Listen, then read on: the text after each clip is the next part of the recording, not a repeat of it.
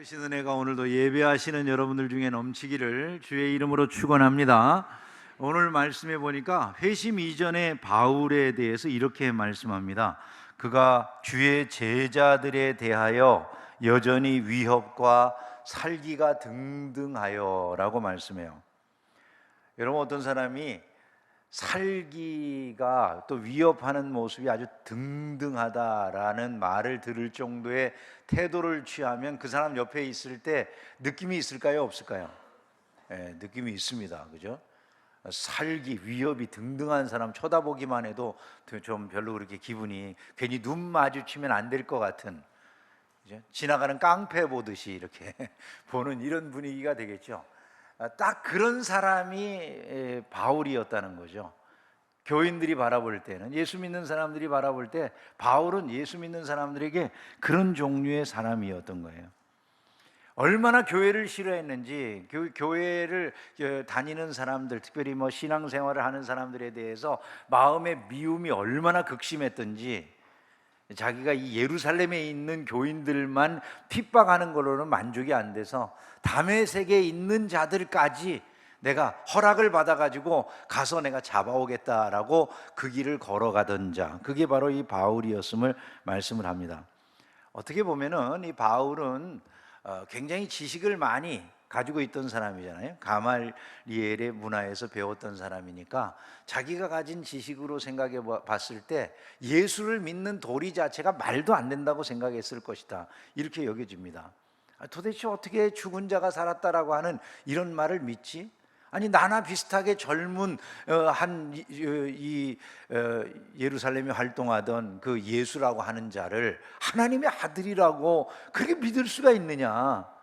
아니, 자기를 하나님과 똑같다고 말하는 그런 인간을 어떻게 우리가 믿을 수 있냐? 하나님은 눈에 보이시지도 않는 분이야. 하나님은 한 분이야. 이렇게 믿고 있는 사람의 생각 속에 예수가 하나님이다, 자기가 하나님의 아들이다, 이렇게 말을 했더라. 그 말을 들은 바울의 마음속에는 이런 모든 것들에 대해서 다 한순간에 비웃음거리로, 조롱거리로 생각하고 싶은 그런 마음이 들었을 거라고 생각이 돼요. 요즘 우리가 오늘날의 지혜자들, 소위 말하면 지식인들이 그런 생각을 하면은 이상하다고 여기지 않죠. 지식인들이 가끔 한마디씩 교회에 대해서, 예수님에 대해서 뭔가 얕잡아 보듯이 이야기하면 그럴듯하게 보이잖아요. 그죠?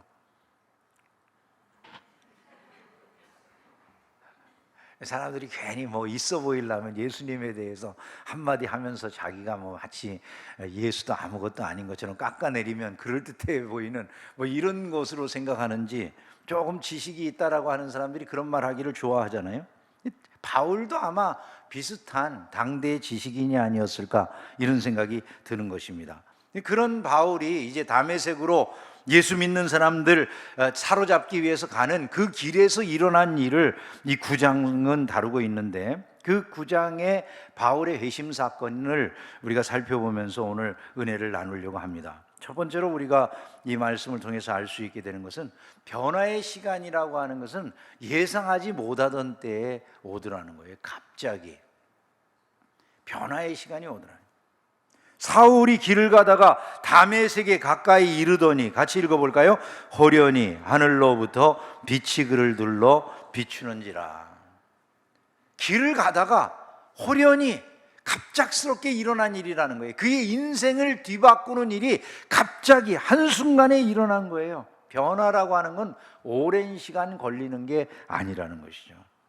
그 삶을 통해서, 그 경험을 통해서 바울은 이전과는 전혀 다른 사람이 되어버리는 것이죠. 살기 등등하던 이 바울이 그때 이후로는 엎드린 자가 되는 거예요. 땅에 엎드러져 들으니, 주님 앞에 땅에 벌벌 기면서 종노릇하는 이런 사람으로 바뀌었다 생각하면 되는 것이죠. 무력한 존재가 되는 거예요. 아무것도 아닌 존재죠. 많은 기독교인들을 공포에 몰아넣고 수많은 사람들의 가산을 빼앗고 스데반을 죽이는 데 있어서 가장 앞장섰던 자, 이런 인물이 갑자기 이제 엎드러져 가지고 어찌할 줄 모르고 자기가 가야 될 방향조차 모르는 무력한 인간처럼 이렇게 변해버렸다는 거예요.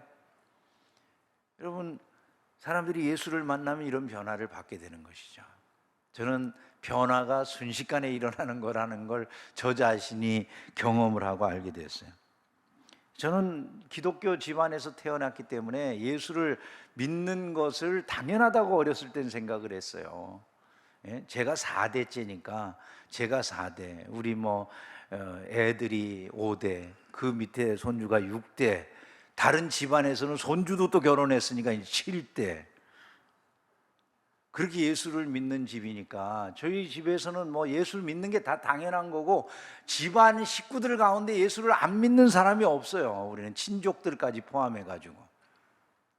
그런데 그런 예수 믿는 집안에서 저도 자랐으니까 고등학교 때까지는 그냥 다 신앙생활 마땅히 해야 되는 건 줄 알고 교회 열심히 다니고 시키는 일 다 하고 그렇게 했어요. 더군다나 저희 할머니는 너무나 신앙생활에 열심히 있으셨던 분이기 때문에 어렸을 때 누가 집에 그냥 놀러 오신 거예요. 놀러 오시기만 해도 우리 할머니는 무조건 다 예배를 드렸어요.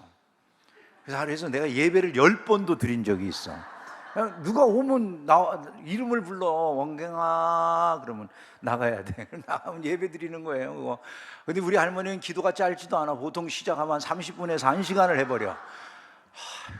정말 미치는 거죠, 사람이. 어떤 때는 근데 그런 일들을 반복하다 보니까 저는 이제 신앙생활 어렸을 때 할머니 따라가지고 새벽 예배도 따라가야 되지, 금요 철야 예배 따라가야 되지, 할머니가 기도하시면 저는 기도하는 게 아니라 그냥 무릎 빼고 잠들어 있고, 어머니 무릎 빼고 잠들어 있고, 사실 이런 식으로 그냥 교회를 다니는 게 일종의 습관이고 당연한 걸로 알고, 또 부모님이 좋아하니까 그러고 다니는 거죠. 근데 어느 날 제가 이제 대학을 가고 신학교를 입학을 했는데, 신학교에서 성경 공부를 하고 그러다 보니까 나는 그냥 교회에서 가르치는 것만 알았는데, 신학교 가니까 자유주의 신학도 가르치고 다른 것들을 자꾸 가르치니까 의심이 들어오기 시작했어요. 그리고 이게 내가 지금까지 배운 것만 있는 게 아니구나, 세계에는 다양한 생각이 있구나, 이걸 알게 되면서 그때부터 다른 책들을 읽고 그러다 보니까 생각이 자유로워져 가지고 이제 예수 믿는 도리에 대해서 의심이 생겼어요. 그리고 실제적으로 의심을 할 수밖에 없다고 여겼던 게, 이게 다 하나님의 말씀이 아니라고 막 그렇게 가르치는 사람들이 있더라고요. 신학교에 가보니까 그걸 알았어요. 그 이전에는 불투만이 있는지 없는지 몰랐어요, 저는. 근데 이 성경 말씀이 다 하나님의 말씀이 아니라고 가르치는 사람들이 많이 있는 거예요. 이 중에는 어떤 신화적인 요소도 들어있고 온갖 잡탕들이 다 섞여 있어가지고 이게 하나님 말씀일 수가 없다, 그 중에 하나님의 말씀을 골라서 들어야 된다, 이렇게 말을 하는 사람들이 있고, 그러다 보니까 제가 이거를 갖다가 사실 의심하게 돼가지고 그때부터 안 믿어지더라고요. 그러잖아요. 사실 안 믿어지잖아요, 세상에. 저는 이걸 읽다가, 저는 부모님들이랑 매일 새벽 예배를 드렸기 때문에 가정 예배로만 성경을 5번 이상 읽었어. 가정 예배로만 한 장씩 한 장씩 읽어도. 이런 식으로 읽어나가는 그런 집안이었는데, 그렇게 이 말씀을 아는 게 아니더라고요. 믿어지진 않으니까. 그리고 저는 사실 성경을 읽을 때 주의 말씀이 내게 꿀과 송이꿀보다 더 단이다, 이렇게 말을 하는데, 그게 믿어져요, 여러분? 읽으면 2-3장만 읽어도 졸도하는데 뭐가 그게 꿀과 송이꿀보다 더 달다는 말이 이게 믿어지겠습니까? 안 믿어지는 거죠, 문제가. 그걸 진짜가 아니라고 생각하기 시작했어요, 마음속에. 이게 진짜가 아니야, 나는 아무리 노력해도 안 되던데, 믿어지지 않는데, 이런 생각이 들었어요. 근데 어느 날 5분 사이에 변했어요. 5분 사이에, 진짜 5분 사이에 안 믿어지던 게 믿어지는 거예요. 성경이 이게 하나님 말씀이라고 안 믿었는데 어느 순간에 이 말씀이 믿어졌어요. 그 강의 시간 5분인데 김성수 교수라고 하는 분이 강의하는 5분 딱 시작하고서 그분이 구약 출애굽이라고 하는 과목 시작하고 5분 정도 지났는데 갑자기 성경이 믿어졌어요. 그걸 뭐라고 말하겠어요, 여러분?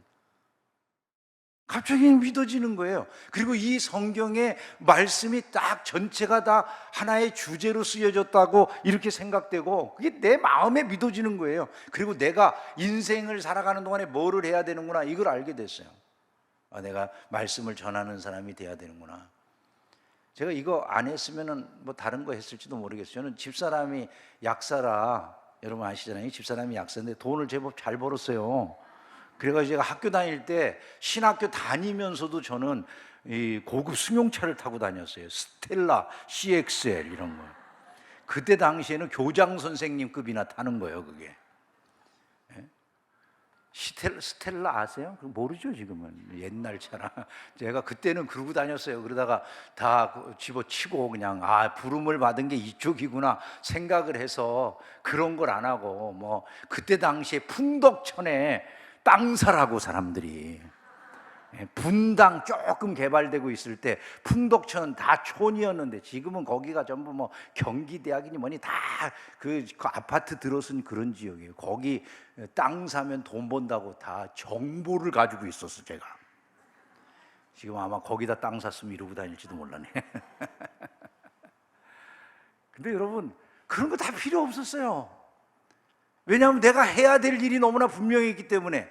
집사람 약국도 내가 전임 사역하면서부터는 무조건 못하게 했어요. 왜냐하면 우리 때의 분위기는 목회자는 다른 일을 안 하는 거였거든요.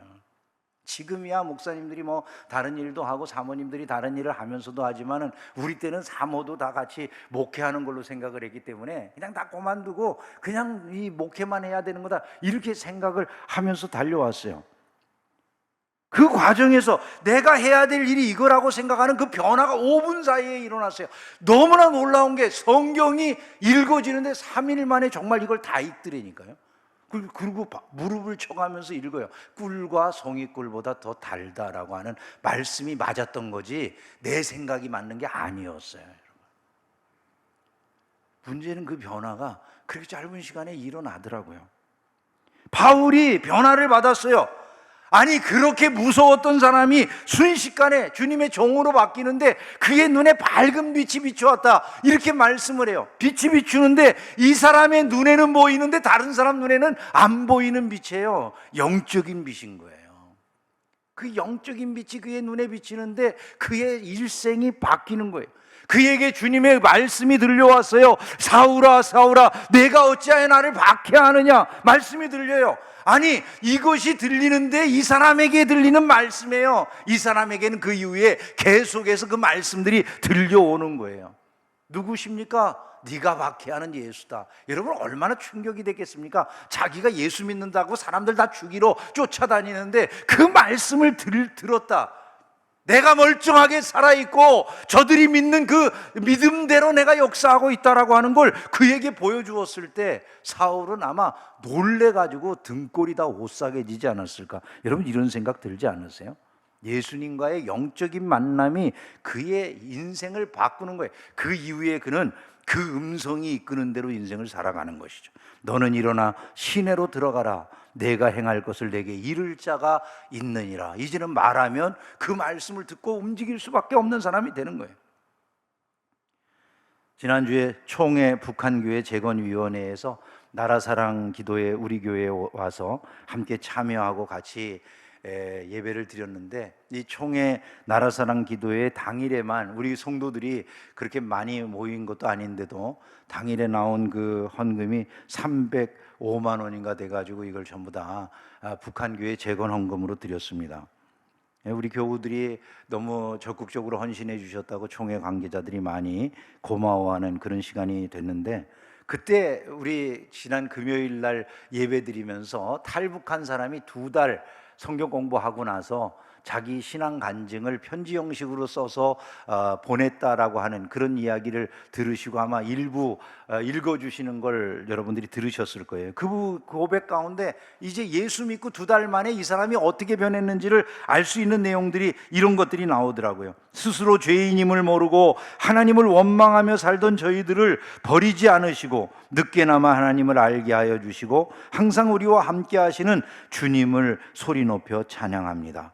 정말 하나님을 믿고 예수님의 십자가를 믿음으로 저희들의 삶에 희망이 보입니다. 하나님의 말씀은 진리입니다. 어렵고 힘들 때만 하나님을 찾는 인생이 아니라 하나님이 기뻐하시는 자로 주님이 요구하시는 사람으로 사는 참되고 진실한 하나님의 자녀로 영원히 사는 인생이 되겠습니다. 하나님만 바라보면서 주 안에서 영원한 삶을 누리는 천국의 문을 향하여 달려가는 우리 모두가 되게 하여 주시옵소서. 이렇게 글을 썼더라고요.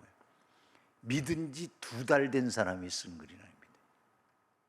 우리 10년 됐어도 20년 됐어도 이런 글 한 번도 안 써본 사람도 있을지도 몰라. 여러분, 오랜 시간에 의한 게 아니에요. 즉시로 바뀌고 변화가 일어나더라.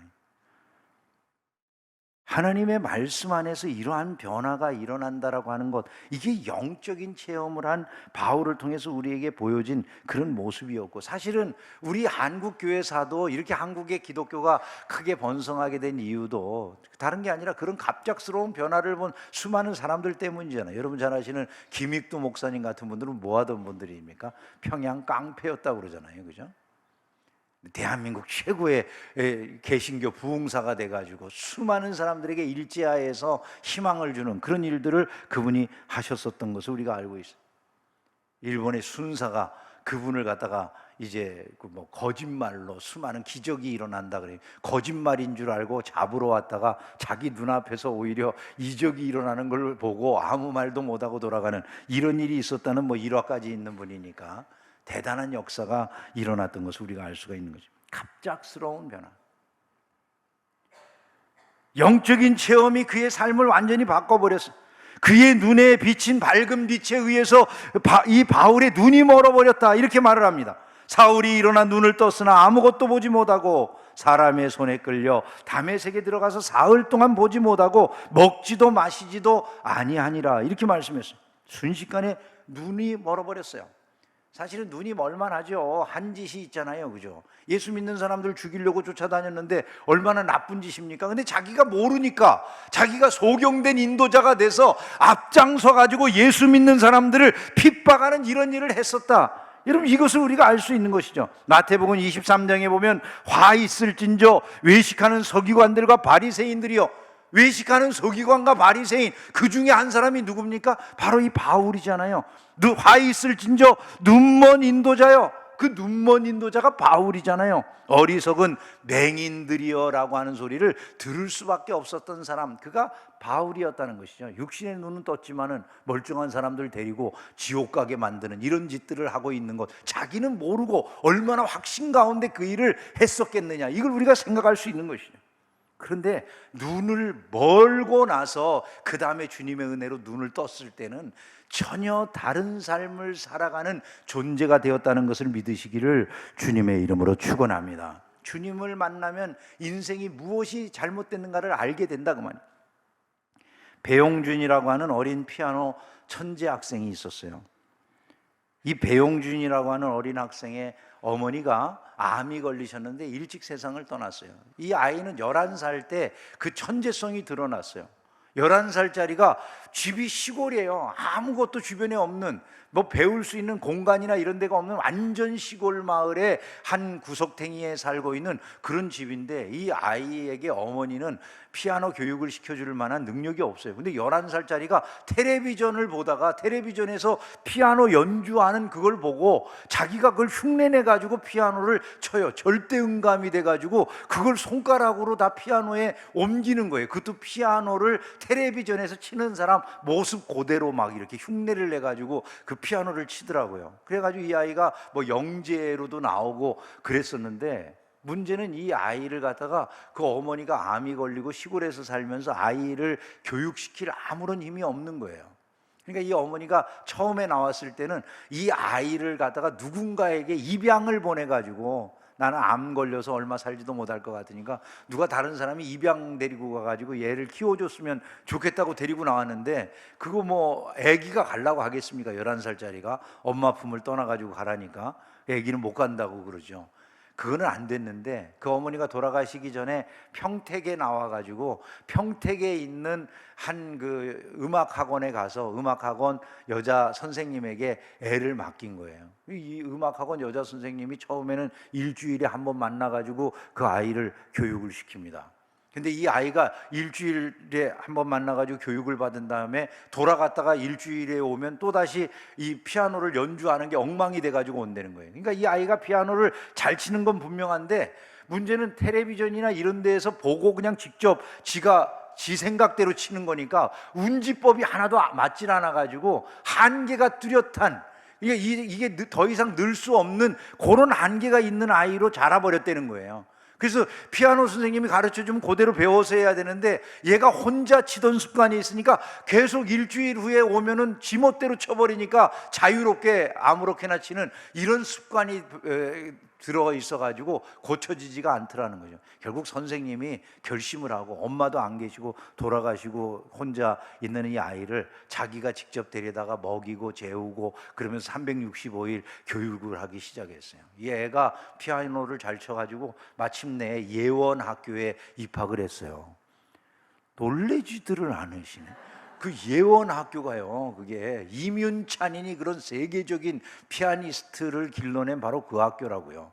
거기에 애가 들어간 거예요, 이 애가. 그런데 저는 이 애 이름도 안 잊어버리게 생겼잖아요. 배. 예. 제가 말 안 해도 너무 잘하시는 것 같아요.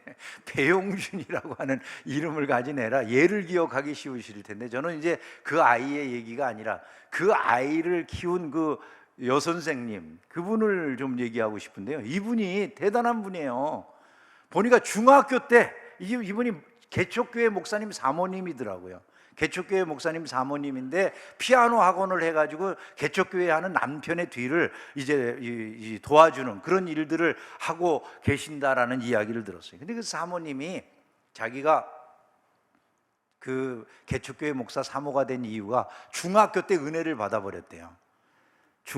중학교 다니던 그 시절에 갑자기 성령이 자기에게 임하셨는데 얼마나 그 성령이 강력하게 자기를 사로잡았는지 방언을 하고 자기가 은혜를 받았는데, 그때부터 막 갑자기 회개가 나오기 시작하는데 중학생이 뭔 죄가 그렇게 많은지 밤새도록 회개가 나오더라는 거예요. 중학생이 밤새도록 꼬박 밤을 새워가면서 회개하고 눈물을 흘리면서 대굴대굴 구르고, 그렇게 중학생이 회개를 하다가 새벽녘에 잠깐 잠이 들어서 2시간 자고 깼는데, 그 2시간 자고 깬 그 시간이 얼마나 달콤한지 일어났는데 너무나 풍성한 잠을 잔 것처럼 괜찮더라는 거예요. 그런데 자기가 눈을 뜬 그 순간부터 세상이 다르게 보이더래요. 이분이요, 세상이 어제하고 오늘이 너무나도 달라져 있더라는 거예요. 세상을 바라보면서 모든 게 감사하고 모든 게 희망적이고 갑자기 인생이 달라져 있더라는 거예요. 여러분, 이게 바로 바울이 경험했던 일들인 줄로 믿습니다. 예? 세상의 모든 것들이 달라지는 거예요. 그래서 이분이 그렇게 목사님의 사모님이 돼가지고 개척교회 일을 하는데 자기는 하나도 그게 힘들지는 않다는 거예요. 너무나 즐겁게 하는데 참 하나님이 복을 주셔가지고 자기가 평택에서 피아노 학원을 하잖아요. 그리고 서울의 인류대학을 나온 분도 아니에요, 음악대학 중에서는.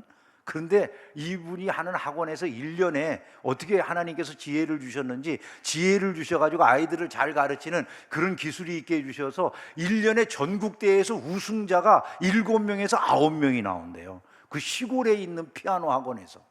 그래가지고 7명에서 9명 정도의 애들이 전국 뭐 한국일보 무슨 뭐 저기 콩쿨 대회 이거 나가가지고 우승한다는 게 어렸을 때부터 아주 최고급 이런 데서 배우는 아이들인데, 거기에 그 시골 학원에서 애들을 그렇게 우승시키니까 대단하게 되지 않겠습니까? 이분이 하나님께서 주신 지혜로 그런 일을 하면서 남편의 사역을 돕는다고 하시더라고요. 하나님께서 바울이 눈먼 짓을 하고 있는 그 상황에서 그의 눈을 떼어주시고 새 삶을 살게 하신 줄로 믿습니다. 그렇게 하신 데에는 하나님이 그를 쓰실 계획이 있으셨기 때문이라는 거예요. 사도행전 9장 15절에 보니까 이 사람은 내 이름을 이방인과 임금들과 이스라엘 자손들에게 전하기 위하여 택한 나의 그릇이다, 이렇게 말씀했어요. 핍박자인이 바울을 불러서 하나님은 이방인들에게 복음을 전하는 이방인의 사도로 만들기를 원하셨어요. 로마서 11장 13절에 보면 내가 이방인인 너희에게 말하노라, 내가 이방인의 사도인 만큼 내 직분을 영광스럽게 여긴다, 이렇게 말씀한 것이 나와 있는 것이죠. 극악의 핍박자를 불러 회개케 하신 다음 하나님은 이방인들을 위한 사도로 그를 보내주셨다는 것이죠. 너무나도 힘든 과정임을 아셨기 때문에 가장 기독교인들을 힘들게 했던 그를 택하여 내셨는지 모르겠어요. 하여간 이 바울은 주님의 이름을 위해서 얼마나 고난을 받아가며 이 일을 할 사람인지 모른다. 주님이 그렇게 말씀하실 만큼 고난의 현장에 보냄을 받은 것을 우리가 보게 되는 것입니다. 그가 내 이름을 위하여 얼마나 고난을 받아야 할 것을 내가 그에게 보이리라. 결국 그는 교회 역사상 가장 많은 고난과 역경을 겪으면서도 주의 복음을 온 세상, 특별히 이방의 세계에 전함으로 큰 변화를 일으켰던 인물이 된 것을 알 수가 있는 것입니다. 근데 참 흥미로운 것은 이 점입니다. 바울이 그렇게 변했다라고 하는 게 우리에겐 중심이 아니잖아요. 우리에게 정말 주는 교훈은 무엇이냐?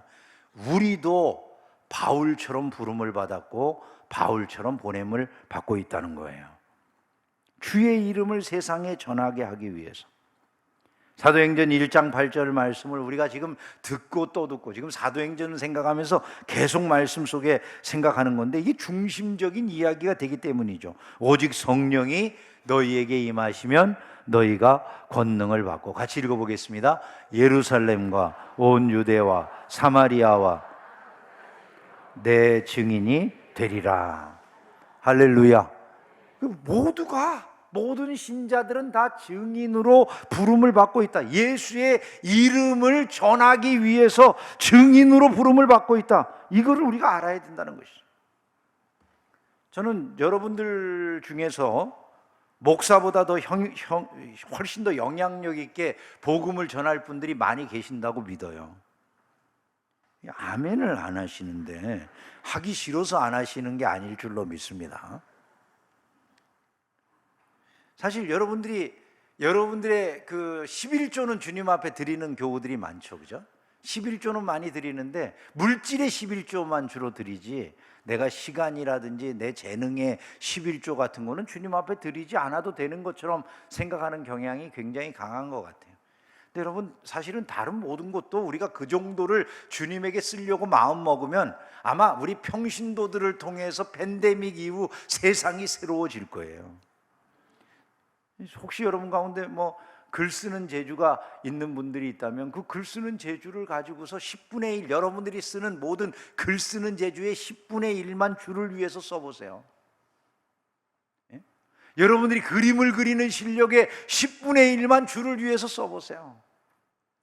여러분들이 세상에서 여러분들이 탤런트로 섬길 수 있는 것의 10분의 1만이라도 주를 위해서 한번 쓸 생각을 해보세요. 세상이 얼마나 달라져요. 요즘은요, 사람들이 목사의 말은 잘 안 들어. 그러죠. 목사가 얘기하면 잘 안 들어요. 근데 평신도들이 이야기하면 서로 잘 들어. 그러니까 그게 왜 그러냐, 내가 꼭 이런 생각이 들더라고요.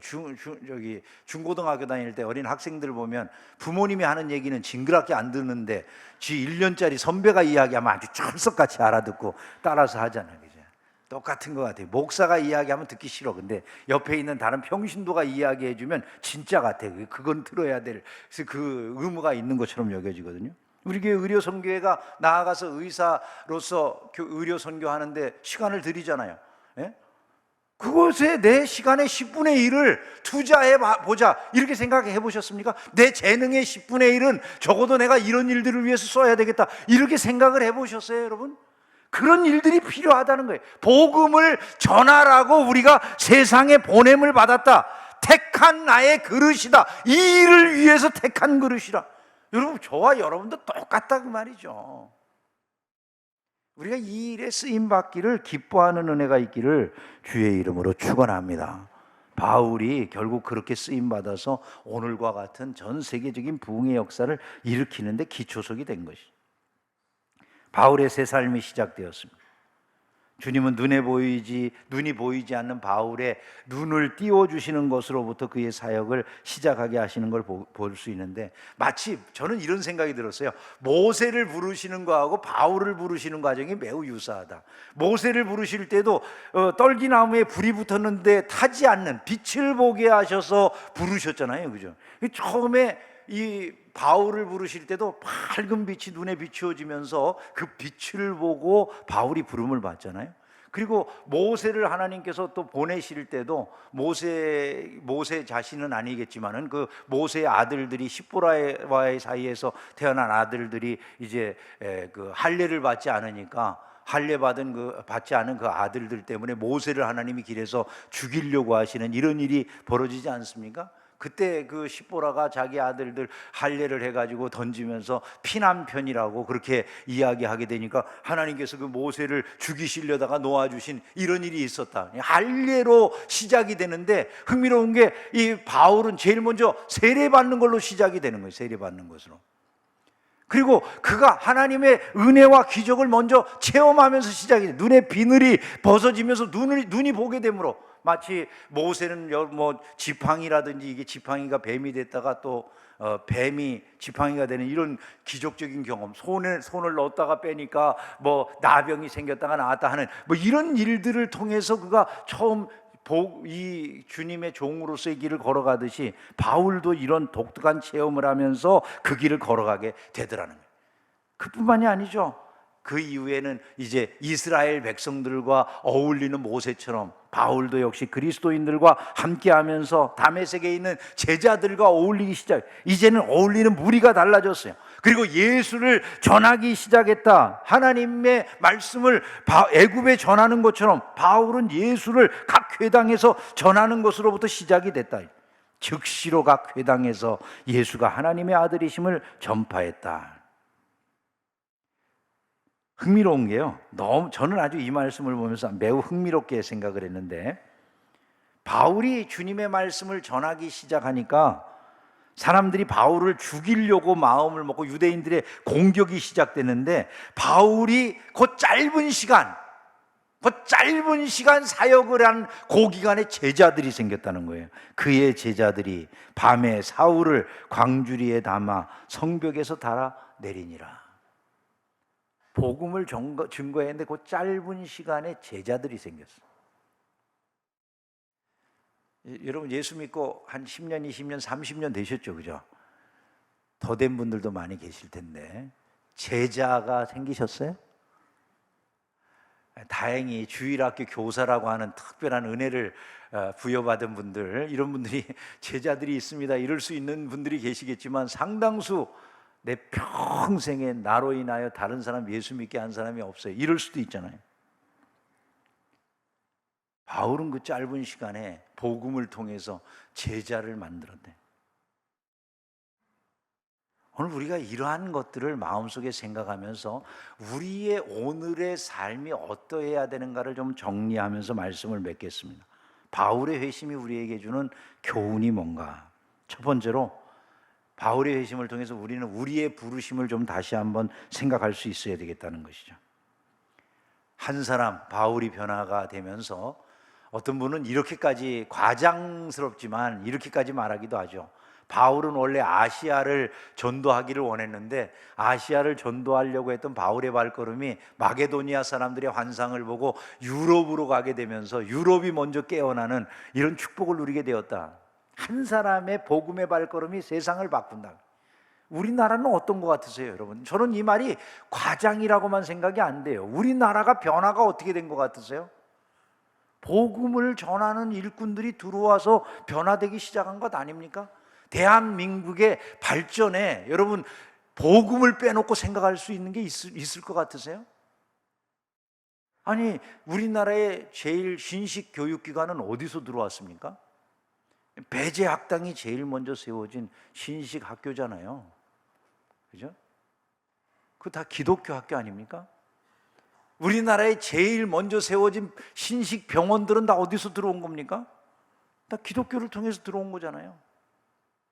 여러분, 우리나라에 좋은 일이 있을 때마다 기독교를 빼놓고 생각할 것이 있는지 한번 살펴보세요. 세계적으로 우리나라가 하고 있는 많은 일들은 기독교를 배경으로 하고 있다라고 하는 것을 금방 근대사를 살펴보면 금방 알 수 있는 일들이라는 것이죠. 오늘날 우리가 부름을 받은 그 자리, 그것은 바로 바울이 보냄을 받은 자리하고 똑같아요. 바울이 회심한 이후 전한 내용은 그때나 지금이나 달라진 게 없어요. 바울이 전하는 내용이 뭡니까? 20절과 22절에 보면 예수님이 하나님의 아들이십니다. 예수님이 그리스도십니다. 바로 이거잖아요. 이거는 제자들에게 예수님이 너희들은 나를 누구라 하느냐 할 때 나온 그 대답하고 똑같은 거예요. 주는 그리스도시요 살아계신 하나님의 아들이십니다.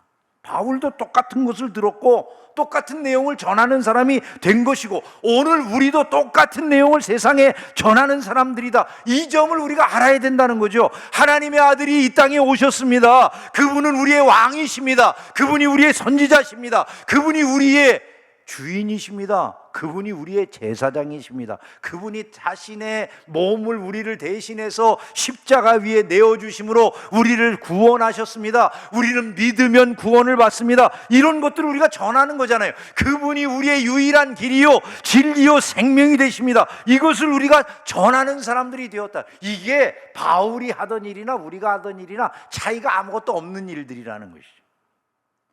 이 담대한 메시지를 다시 전하는 자리에 우리가 있다는 것을 이 팬데믹 이후의 세상에 다시 한번 확인하는 은혜가 있기를 주의 이름으로 축원합니다. 마지막으로 하나만 더 말씀드리면요, 즉시 행동하자는 거예요. 바울은 오래 걸리지 않았어요. 저와 여러분들은 지금 10년, 20년 늦어졌는지도 몰라요. 이제 행동해야 될 때라. 이걸 우리가 기억을 해야 됩니다. 10분의 1을 내놓으시겠습니까, 여러분? 생각해 보십시오. 가지고 있는 재능의 10분의 1을 내놓으시겠어요? 주를 위해서 무엇을 할 것인가를 생각해 보십시오. 그것만 남는 것입니다. 다른 게 남는 게 아니에요. 인생을 다 살고 나면 그것만 남는 거예요. 여러분의 인생에 남을 그 귀한 것들을 여러분들이 주님 앞에 잘 쌓아나가는 은혜가 있기를 주의 이름으로 축원합니다.